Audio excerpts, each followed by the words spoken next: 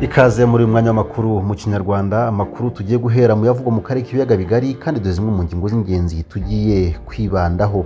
Umuvugizi wa MONUSCO muri Repubulika Iharanira Demokarasi ya Kongo arasaba rubanda kutayamagana yonyine kandi ngo ikorana n'ingabo z'iki gihugu.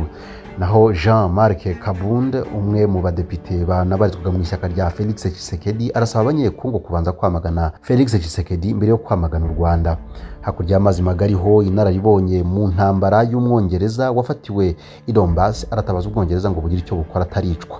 Udutize amatwi mu kanya turaje tuyabagezaho mu buryo burambuye. MONUSCO nk'agashami ka Loni kabungabunga umutekano muri Repubulika ya Demokarasi ya Kongo irasaba leta ya Kongo kudashyamirana na M23, umutwe bavuga ko utoroshye na busa. Misiyo y'umuryango w'abibumbye igamije gushakira amahoro Repubulika ya Demokarasi ya Kongo iravuga ko ntacyo yakabaye inengwa kuko ngo ikorana n'igisirikare cy'igihugu, ko kuyikoma ari ugukabya ndetse no kurengera aho gushakira igisubizo mu nzira ikwiye.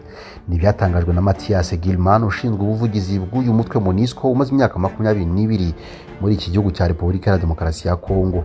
Tariki ya 13 z'ukwezi kwa karindwi umwaka wa 2022 Kinshasa, mu kiganiro n'abanyamakuru hari benshi bamubajije byinshi ariko barengurira ku kuba urwego avugira rusa n'urudafite icyo rumariye igihugu cya Kongo, niko kubasubiza nawe asa n'ubabaza ati ariko ubu twagenda bwo musanga umutekano wasugira ugasagamba.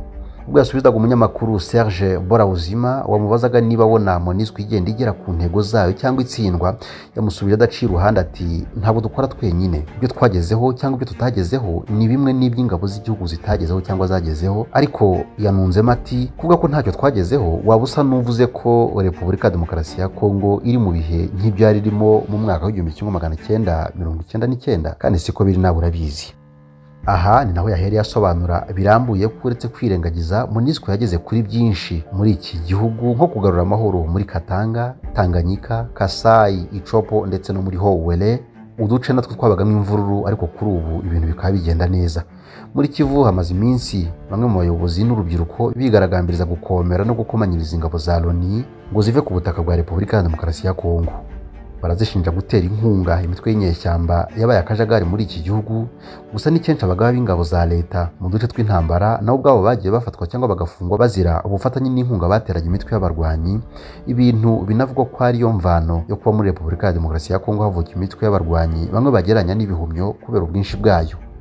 Muri ibi bihe umutwe wa 23 niwo isi yose hanze amaso bitewe no kuba warashyizwe mu majwi n'urusaku rwinshi rwa bamwe mu banyekongo, urahagurukirwa hirengagijwe indi mitwe yose ibarirwa muri iki gihugu. Ibintu benshi baburi ibisobanuro nubwo hari abihuza n'urwango rugirwa bavuga Ikinyarwanda, dore ko binavugwa ko harimo benshi mu bagize uyu mutwe. Birahurira no kuva mu mwaka wa 2017 na magingo aya mu misozi miremire ya Minembwe abanyamurenge bicwa n'imitwe itwara gisirikare nka Maimai na Red Tabara, ntihagire imbaraga zishyirwa mu kubarengera. Nyamara umutwe wa 23 binavuga ko utica abaturage uretse kurwana n'ingabo za leta, ugahururizwa kugeza ubwo bigera mu nteko nkuru ya Loni, akarere ndetse no mu miryango itandukanye y'ibihugu bya Afurika. Gilman uvugira MONUSCO muri Kongo we aherutse kubwira radio mpuzamahanga y'Abafaransa ati M23 yitwara cyane nk'ingabo ziyubashye z'igihugu kuruta uko wakwitwara nk'inyeshyamba. Ibi mu byumve, ndababwiza ukuri bafite ibikoresho by'intambara bigezweho kandi bihambaye, mu gihe twe nk'ingabo zibungabunga amahoro dufite uko twitwara mu birebana n'imitwe yitwaje intwaro nk'inyeshyamba. Ntabwo dufite ibikoresho bijyanye n'intambara zarwana n'ingabo zitwara nk'ingabo z'igihugu, ahubwo dufite ubushobozi busanzwe bwo guhashya inyeshyamba ziciriritse. Aba bafite ibikoresho bihambaye yewe n'ibyifashishwa mu ntambara z'ijoro, kandi twe ntabyo dufite. Impungenge dufite nuko mu gihe ibi byakomeza, leta igakomeza gushyira imbaraga kuri M23, imitwe nka Maimai, ADF na Codeco ubo bakomeza kwisuganya, bigakomeza kuzana umutekano muke mu bice byinshi by'iki gihugu bitewe nuko basa n'abaretswe. Icyo twifuza nuko ubushyamirane hagati ya leta na M23 bwahagarara bwangu, kuko yaba twe cyangwa igisirikare cy'igihugu ntidufite ibikoresho byayihangamura. Yewe nta n'icyizere twatanga ko bidahagaze dushobora kubera hose icyarimwe. Uyu ni Gilman, umuvugizi w'ingabo za Loni zisaga 22 ku butaka bwa Kongo ariko zigaho umusaruro mu kuzana ituze n'amahoro muri iki gihugu cyazahajwe n'intambara. Tukiri muri Repubulika ya Demokarasi ya Kongo, Jean-Marc Kabund we aravuga ko ubutegetsi bwa Perezida Antoine Tshisekedi bugenda butsindwa biteye agahinda, ibintu ageranya no gutsindwa uruhenu. ni ibintu yabwiye abanyamakuru i Kinshasa mu biganiro yagiranye nabo kuri tariki ya 18 ubwo yababwiraga ko Felix Tshisekedi ari gushora igihugu inshucu bitewe nuko kuva ngo yafata ubutegetsi igihugu cyahise gitangira kwinjira mu makimbirane afatiye ku moko ndetse n'ironda karere, ibintu aheraho agaya cyane imitegekere ya Felix Tshisekedi nubwo ari wamuzamuye akigera ku ngoma. Jean-Marc Kabund yabwiye abanyamakuru ko yicuza bikomeye ko hari uruhare yagize mu kugira ngo Felix agere ku butegetsi, icyo ko yavuze ko ari ibintu abantu bakwiriye kurenga ubwo yabizezaga ko aje kubihindura, dore ko anasaba abaturage bose gutera umugongo guverinoma ya Felix Tshisekedi bakavuga ijwi rimwe mu birebana no kugarura umutekano mu burasirazuba bw'iki gihugu. Uyu waherukaga kuba n'umukadere mukuru w'ishyaka UDPS rya Felix Tshisekedi yihanukira abwira abanyamakuru ati uyu mukuru w'igihugu usohoka buri weekend niwe ujyana igihugu mu mage, ndababwira ukuri shitani ntimwishakira ahandi, ituba bugufi kandi simbica iruhande ni Felix Tshisekedi. Depite Jean-Marc Kabund ukomoka mu ishyaka UDPS rya Felix Tshisekedi yahoze ari vice perezida wa mbere w'inteko ishinga amategeko mu badepite, umwanya yeguyeho tariki 31 Werurwe muri uyu mwaka wa 2022. Uyu mugabo uvuka muri Kinshasa ahari kuwaka nubwo yashyikirizaga urwego rw'abadepite yabarizwagamo ibaruwa yo kwegura kwe nubwo atari yagaragaje impamvu z'uko kwegura, gusa mu minsi mike yabanjirije ukwegura kwe hari habanje gukozanyaho hagati y'abamurindaga n'abarindaga umukuru w'igihugu, ibintu byabaye amayobera kuri benshi. Gusa ni ntugura zadutse ubwo abajepe bamwe bafatwaga bakanishazwa hasi igihe bageragezaga kwinjira mu biro bye ubwo yari perezida w'inzibacyuho w'ishyaka UDPS rikomokwamo na perezida Felix Tshisekedi. Kuva ubwo abarinda umukuru w'igihugu nabo bahise bajya kugota no gusandaguza ibyo mu rugo rwe, ibintu biba amayobera muri quartier Kingabwa commune Limete aha ni mu murwa mukuru wa Kinshasa. Ku mbuga nkoranyambaga benshi babonye ibivune by'intebe, amadirishya ndetse n'uburingiti n'imisego bisandaguritse mu rugo rwe.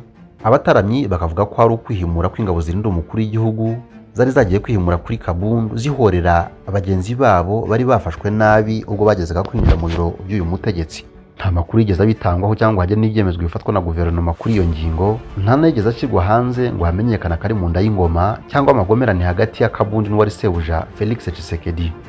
Gusa kuva ubwo Jean-Marc Kabund yahise yamaganwa ndetse asa n'uciwe n'umuryango we wa politike mu ishyaka UDPS, nawe ahera ubwo arebana y'ingwe na UDPS ubu aravuga ko agiye gushinga ishyaka rye. Jean-Marc Kabund yabwiye itangazamakuru ko yamaze kuritangiza aryita Alliance pour le Changement, nubwo yavuze ko ubutegetsi bwa Tshisekedi bwanze kuryandika. Imbere y'abanyamakuru Kabund yavuze ko Kongo isa n'ikidafite umuyobozi kuko ibiranga ubuyobozi ngo byose muri iki gihugu nta bigaragara. Ati dufite guverinoma igizwe n'amabandi, n'amabandi asahura umutungo w'igihugu, kuba nta buyobozi ubuhamye dufite byadushyize mu kibazo cyihuzagurika muri diplomasi. Ingendo zitabarika z'umukuru w'igihugu nta nicyo zitanga ngo nibura bigaragare ko hari izindi guverinoma ziteguye kudushyigikira mu kibazo cy'umutekano muke dufite mu burasirazuba bw'iki gihugu. Yasoje abwira abamwumva ko mbere yo kwamagana u Rwanda cyangwa ibindi bihugu bituranye na Kongo bakwiriye kubanza kwamagana Antoine Felix Tshisekedi, dore ko ngo ari gushora igihugu inshucu.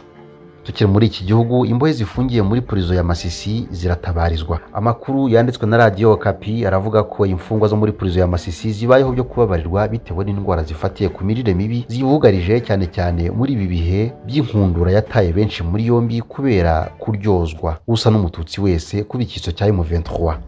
Kuri iyi tariki ya 18 z'ukwezi kwa karindwi 2022, Muhindo Fidel uyobora inzu y'imbohe ya Masisi yabwiye Radio Okapi ko imirire mibi, ibisebe, ubugora ndetse n'igituntu ngo byakonzoye muri iyo prison, nubwo ngo bafite ivuriro ariko ngo bakaba nta baganga habe n'imiti. Yabwiye Radio Okapi ko bafunze abantu 244 barimo ababyeyi 6 banonsa ariko ko mwizari numa naho indwara zo ngo zikaba zasizoye. Aha yasabaga leta ko yabashakira umuganga uhoraho n'imiti yo kujya abita ku bafungwa barwaye mu rwego rwo kwirinda gukemura ibibazo ariko batera ibindi birushijeho kuba bibi. Rimwe na rimwe ngo hari ubuyobozi bwo kwizoni bugendera ibiribwa izo mbohe, gusa ngo biragenda bibiyanga ariko ngo birebana n'ikinini nibyo ntacyo ubuyobozi bwo kwizoni wabikoraho. Ibintu yavuze ko biteye akaga. Muri iki gihe prison ya Masisi yujujwe na benshi mu bagiye batabwa muri yombi bafatiwe mu duce dutandukanye twa Masisi, bagafungwa nta bindi byaha bakekwaho uretse gukekwa kuba ibyitso bya M23 cyangwa bagafungwa abiswa abanyarwanda. Naho mu yandi makuru, muri iki gihugu cya Repubulika ya Demokarasi ya Kongo, ibizamini ku banyeshuri basoza amasomo muri Kivu byatangiye. Abakandida b'ibizamini basaga 63,700 nibo batangiye ibizamini bya leta kuva kuri tariki 18 kugeza 21 z'ukwezi kwa karindwi muri uyu mwaka wa 2022, nubwo bari mu bihe by'umutekano muke kubera intambara zimaze iminsi hagati ya M23 n'ingabo za leta, gusa hari hamaze iminsi agahenge. Guverineri w'igisirikare General Constant Ndima atangiza ibyo bizamini yavuze ko kubera umutekano muke abazakora ibizamini bazaba bake bitewe n'uko hari abahungiye Uganda batarabona uko bitabira ibizamini, ariko yanemeje ko ari kubyitwaramo neza cyane cyane ngo ibizamini bikorwe mu ituze. Yagize ati amabwiriza twayahaye abashinzwe amasantere d'examen ndetse n'abahagarikiye ibizamini ngo be kugira umunyeshuri bagora. Atangiza ibi bizamini General Constant Ndima yabanje gusaba bose kumara umunota umwe bacecetse mu rwego rwo kunamira abanyeshuri n'abarimu yavugaga ko bishwe n'inyeshyamba muri iki gihe cy'amashuri mu bihe by'intambara zari zugarije Rucuru ndetse na Beni.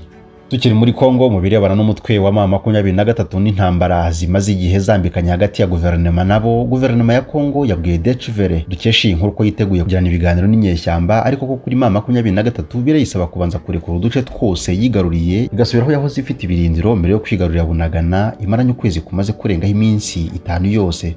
Minisitiri ushinzwe ibikorwa remezo Gisaro anarewari intumwa ya Perezida Felix Tshisekedi mu nama bahanuzaga Perezida wa Uganda Yoweri Kaguta Museveni yabwiye itangazamakuru ati twiteguye kugirana ibiganiro n'imitwe yitwaje intwaro hubahizwa amasezerano ya Nairobi, naho kubirebana na M23 tuzaganira gusa nibemera kuva mu mujyi wa Bunagana n'uduce tuhegereye bigaruriye bagasubiraho bahoze mbere muri Cyanzu na Runyoni. Juvenal Munupo nawe n'umwe muyobozi akaba n'intumwa ya leta mu birebana n'umutekano, we hari ibibazo yabajije Minisitiri Gisaro ariko ibisubizo yahawe ntibyamunyuze, ahitamo kubwira itangazamakuru ati igisubizo cyiza cyajyaga kuba gukomeza gahunda y'u Rwanda muri Angola kuko nibyo biganiro byasabaga M23 kurekura Bunagana nta mananiza, naho Uganda nta kubihisha, yo n'u Rwanda nibo bateza umutekano muke muri Kongo. Icyakora abayobozi muri Kongo baravuguruzanya mu magambo mu gihe M23 ariyo yihaye Bunagana ikoresheje imbaraga, hakaba hibazwa niba irahasubiza guverinoma binyuriye muri discours z'amagambo avuzwe nabo bahanganye gusa. Tariki ya 3 z'ukwezi kwa munani hari muri 2013 ku munsi w'isabato cyangwa kuwa gatandatu nk'uko abandi babyita, umutwe wa M23 wigeze wigarurira umujyi wa Goma uza kurekura bidatinze kubera igitutu yashyizweho n'ibihugu bigize CIRGL, ubwo bahamagarirwaga kujya gukemura ibibazo binyuriye mu biganiro byabereye i Kampala muri Uganda. Ibiganiro byaje gukomeza ndetse bituriza i Nairobi, ariko imyanzuro yabyo na n'ubu ntigeze ishyirwa mu bikorwa. Imyanzuro abarwanyi ba M23 banavuga ko hariyo batebutsaga kuva mu mwaka wa 2017 ubwo bongeraga gusubira mu mashyamba ya Kongo, imbarutso y'intambara ziri kuba muri iyi minsi. Aho mu yandi makuru inararibonye mu ntambara y'umwongereza wafatiwe Donbass arabogoza asaba ubutabazi. Uyu musaza w'umurwanyi wihuje n'umutwe w'abanazi bo mu mutwe wa Azov kuva mu mwaka wa 2018 yaterewe muri yombi n'ingabo z'Abarusiya mu mayeri y'imirwano mu mujyi wa Mariupol mu gihe cy'itumba giherutse. Yitwa John Harding, none yagaragaye kuri video yahaye umunyamakuru w'Umurusiya muri weekend ahogoza ngo Ubwongereza bugira icyo bukora kuko natagira igikorwa ngo azicwa. Uyu mutwe w'abarwanyi b'abanazi Azov niwo wagerageje kuzengereza ingabo z'Abarusiya ndetse wabivunyemo abatari bake. Icyakora bisa naho Uburusiya bwaje kubiganzura bukabicamo abatari bake, abandi bagatabwa muri yombi n'uyu mugabo arimo. Muri video yagaragaye agira ati nabwira Minisitiri w'Intebe w'Ubwongereza Boris Johnson nti niba hari icyo wakora ukumvisha Perezida wa Ukraine Zelensky, cyangwa niba wakumvisha Perezida wa Repubulika ya Rubanda ya Donetsk, cyangwa niba hari n'icyo wabwira Perezida w'Uburusiya Putin, ni ukuri gira icyo ukora kuko turugarijwe. Uko niko yumvikanye yinginga muri video yafashwe igashyirwa kuri Telegram ya Marina Kim, umunyamakuru ukorera Moscow's Channel 1 broadcaster. Yagiraga ati ubuzima bw'abantu bufatiye kuri iki kintu, ni ukuri niba hari icyo mwakora mutabare. Yaje no kungamo kandi agira ati ibitari ibyo ndicwa kuko bagenzi banjye bandi bakatirwa urwo gupfa. Yimbo hariko ivuze ibi nyuma gato yaho Repubulika ya Rubanda ya Donetsk yanzuriye gutera intambwe yo kwica Abongereza bafatiwe muri izi ntambara ziri kuba hagati y'Uburusiya na Ukraine, ariko aba batawe muri yombi barwana ku ruhande rwa Ukraine. Inshuti z'indwanyi kabombo bataherukaga zabwiye BBC ko ari we zamwiboneye rwose muri iyo video. Icyakora ibiro by'ububanyi n'amahanga bw'Ubwongereza byabwiye itangazamakuru ko bahangayikishwe bikomeye n'ifatwa ry'uwo murwanyi.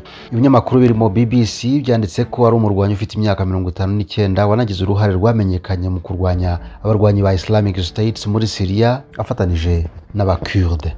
yatawe muri yombi mu kwa gatanu we na bagenzi be ubwo umutwe wa Azov wamanikaga amaboko imbere y'indahangarwa z'Abarusiya ubwo zatsindaga abanya-Ukraine zikigarurira umujyi wa Mariupol nyuma y'imirwano njyanamuntu yahasibaniye begereje Donbass. Nubwo bikimeze bityo ariko London ikomeje guteza ubwega ko abafashwe b'Abongereza bakwiye gufatwa nk'imbohe z'intambara hisunzwe amasezerano y'i Geneve, mu gihe ababafashe bo bavuga ko bitemewe kuko bafashwe batarwanira ibihugu byabo ahubwo bakoreraga amafaranga mu bikorwa bifatwa nk'ubugome, bityo ko ngo bakwiye guhanwa nk'abagome bakicwa kandi ko batarebwa n'amategeko mpuzamahanga ayo ari yo yose.